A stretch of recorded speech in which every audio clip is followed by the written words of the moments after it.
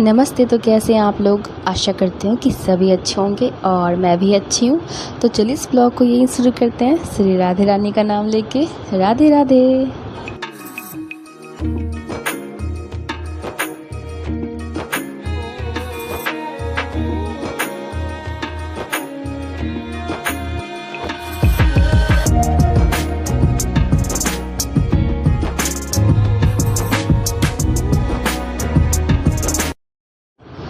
तो मेरा सुबह का सारा काम हो गया था, मैंने नहा भी लिया था। नहा के लड्डू को उठा के भोग लगा के फिर मैं आ गई थी किचन। और यहाँ देखिए मेरी मम्मी किस चीज़ की तैयारी कर रही है। ऐसे मैंने कल के ब्लॉग में आप लोग से कहा ही था कि मेरी मम्मी पता नहीं धूप को देख देख के क्या क्या बनाना शुरू कर देगी। तो यहाँ बना रही है साबूदाना का पापड़। तो उसके लिए अच्छे से साबूदाना को खदका लिए, अच्छे से पका ली है और उसमें जीरा, गोटा जीरा जिसको बोलते वो, मिर्च पाउडर और नमक दे दी है। और मैं इशारे से बता रही थी कि बीच में जीरा जमा है, तो मम्मी उसको अच्छे से मिला ले रही है। और दुर्भाग्यवश बात यही थी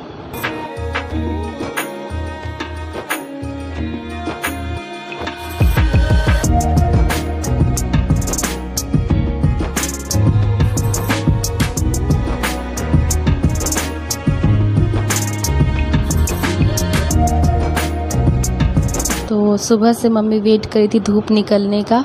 तो सुबह हल्की सी धूप निकली थी ना, और ये सब सुबह सुबह बनाते तो अच्छा रहता है, क्योंकि जब हम इसको बनाते तो धूप में ही बनाते हैं तो धूप हमें लगती नहीं है, इसलिए सोचते हैं कि ठंडा ठंडा में ही बना लेते हैं।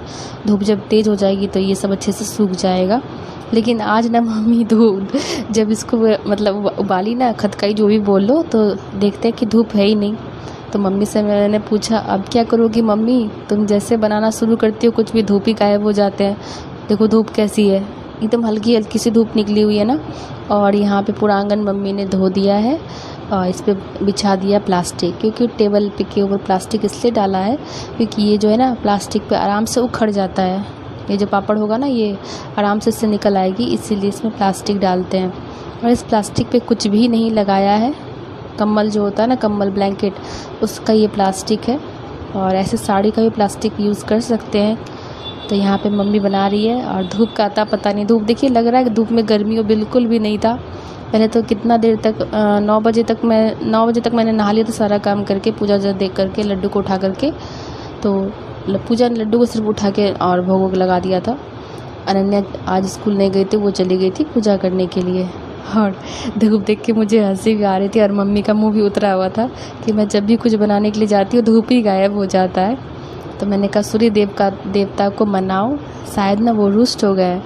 और मुझे हंसी इतनी आ रही थी ना मम्मी का मुंह देख करके, अफसोस भी हो रहा था कि मम्मी बेचारी कितनी खुश होती है कि ये बड़ी बनाएंगे, वो पापड़ छान लेंगे मतलब वो पापड़ बना लेंगे, लेकिन सूर्य भगवान हमेशा रुष्ट हो जाते हैं। तो फिर मुझे लग रही थी गर्मी। मैंने कहा मम्मी एक काम करो ना, तो ना रोज़ ना कुछ थोड़ा बहुत बनाते रहो, ऐसे क्या होगा सूर्य भगवान प्रकट ही नहीं होंगे और गर्मी यहाँ कम हो जाएगी। मम्मी गुस्सा रही थी, बोलती यहाँ मेरा पापड़ ख़राब हो जाएगा, तुमको गर्मी का पड़ा हुआ है बेचारी मम्मी। तो मम्मी अभी थोड़ा थोड़ा के बना रही है और ये ना अपने आप फैल जाता है। इसको थोड़ा सा ही देने पे ये बहुत ज़्यादा पसर जा रहा था, तो थोड़ा थोड़ा स्पेस दे के इसको बनाना पड़ता है। और इसके अंदर देखिए दाना पूरा क्लियर दिख रहा है ना। और ये पापड़ खाने में सच में बहुत टेस्टी लगता है। अभी तो खैर बना भी नहीं है, मम्मी हर साल कुछ ना कुछ बनाती ही रहती है।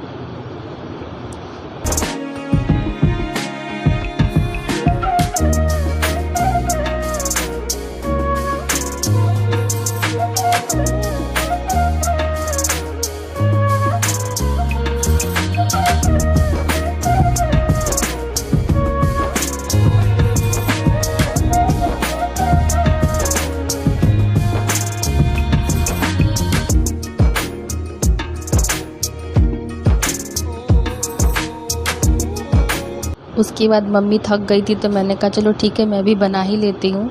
तो मैं बनाने के लिए बैठी थी, मम्मी धीरे धीरे दे रही थी, मैं फटाफट बना रही थी। तो मम्मी कहती स्पेस दे के बनाना, नहीं तो जब ये फैलेगा ना तो सट जाएगा। तो मैंने कहा कोई नहीं, मैं बहुत स्पेस दे के बना रही हूँ। और बाद में जानते हैं इतना फैला ना सट गया। मम्मी गुस्सा तो नहीं कर रही थी क्योंकि मेरे पास हर समस्या का समाधान है। मैंने कहा मम्मी चिंता मत न करो, जब ये सूख जाएगा ना तो बीच से इसको तोड़ देंगे, बस अलग अलग दोनों हो जाएगा। मम्मी बोली हाँ ये सही है। और धूप देख लीजिए कैसी हुई है। सूर्य भगवान क्यों रुष्ट हो जाते हैं पता नहीं, मम्मी जब भी कुछ बनाती है तो खैर कोई नहीं। आज मम्मी ने बनाया साबूदाना का पापड़ बनाई है।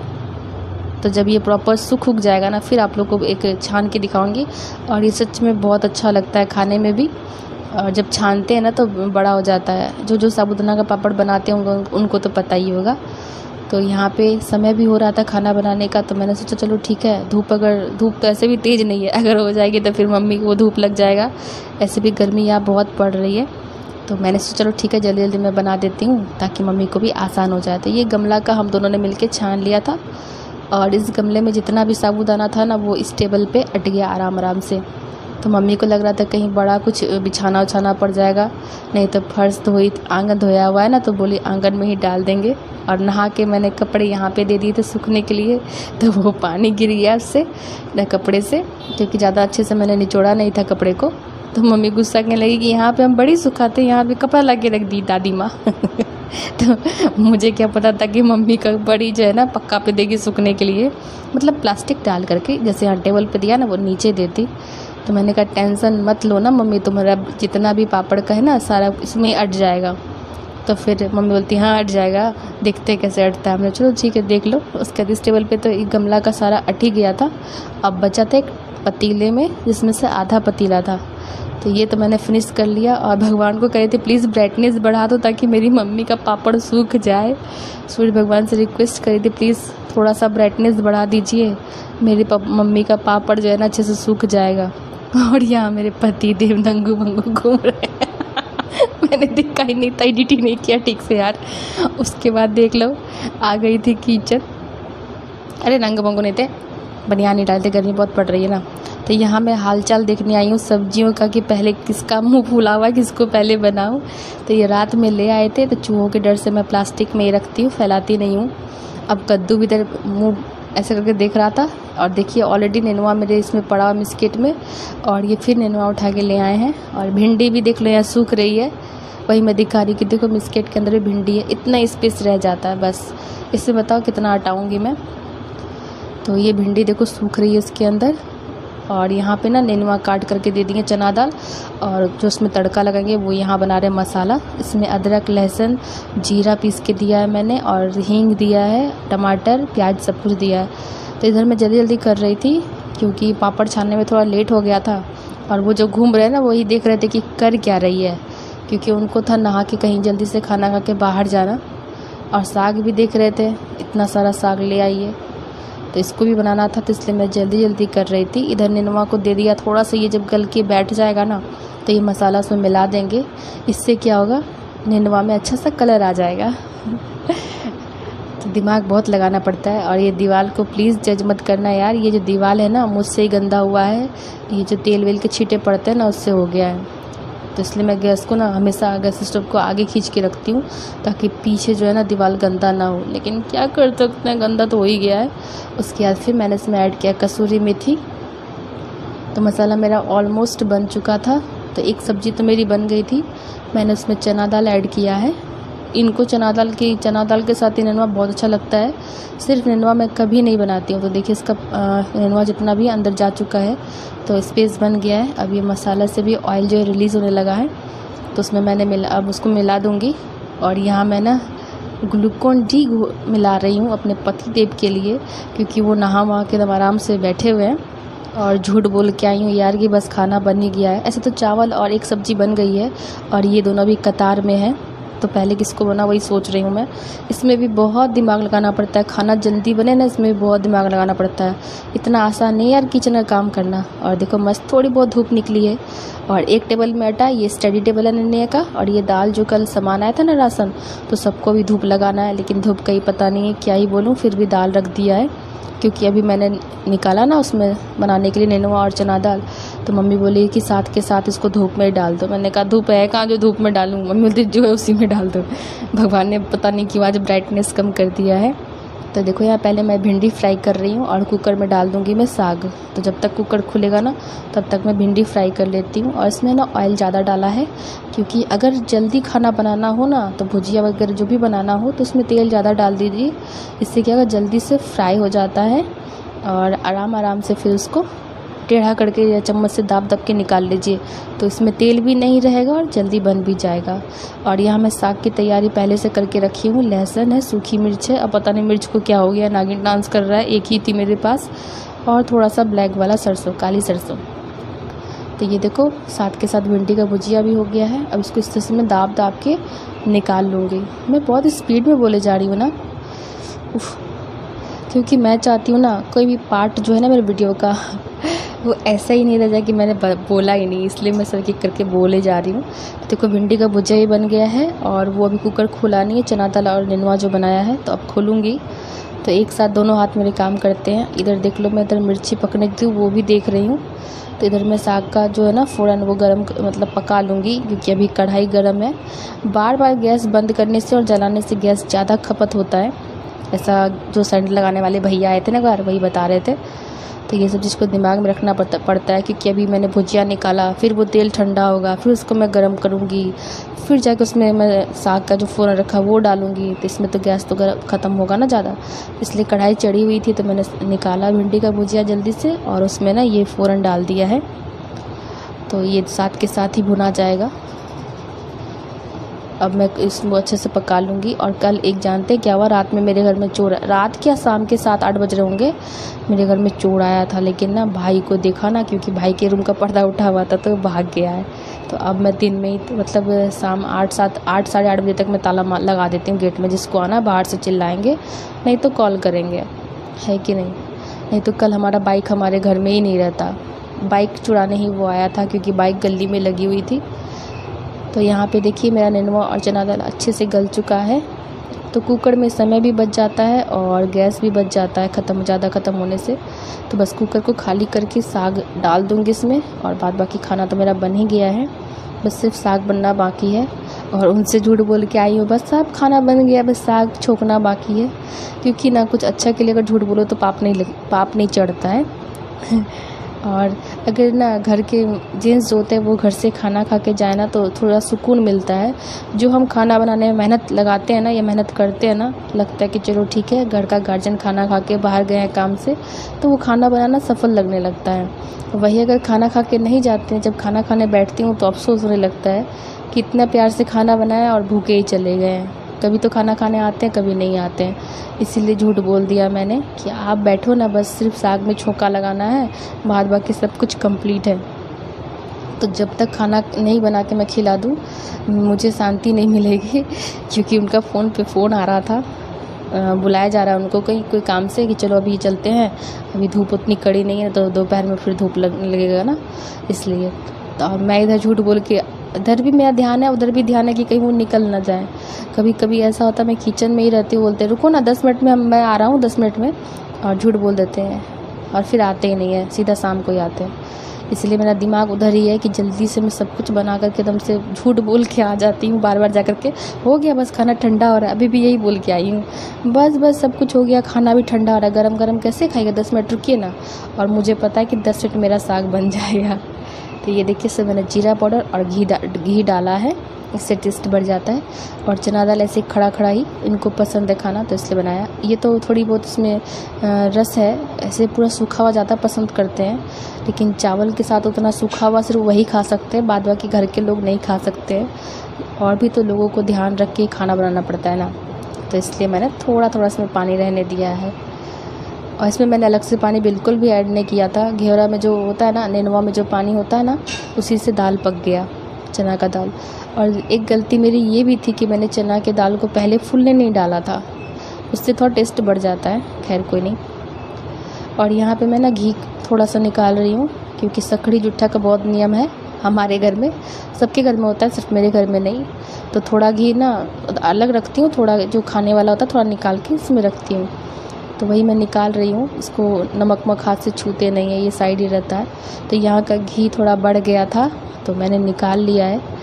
थोड़ा सा उसमें डालूँगी, क्योंकि तभी जो घी निकाल के उसमें डाल रही थी ना तो उसमें था ही नहीं डब्बे में धूप में बेकार का गलने रख दिया था कि 4-5 बूंदे भी निकल जाए, क्योंकि भाई को भी उतना घी खाना पसंद नहीं है, हस्बैंड जी को भी नहीं है, बोलते गर्मी बहुत इतना घी मत डालो, तो इसलिए थोड़ा सा डालूँगी इसमें और मिला दूँगी तो सारा का सारा सबको एक जैसा ही मिलेगा, इसलिए इसमें मिला दूँगी तो सबको मिल जाएगा।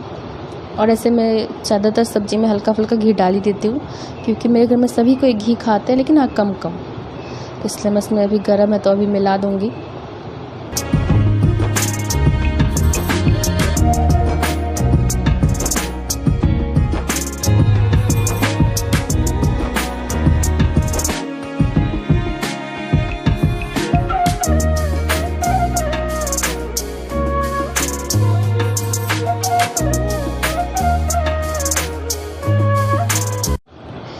और यहाँ पे देखिए मेरा खाना सब लगाना शुरू हो गया है, क्योंकि खाना बन चुका था, साग भी बन गया है।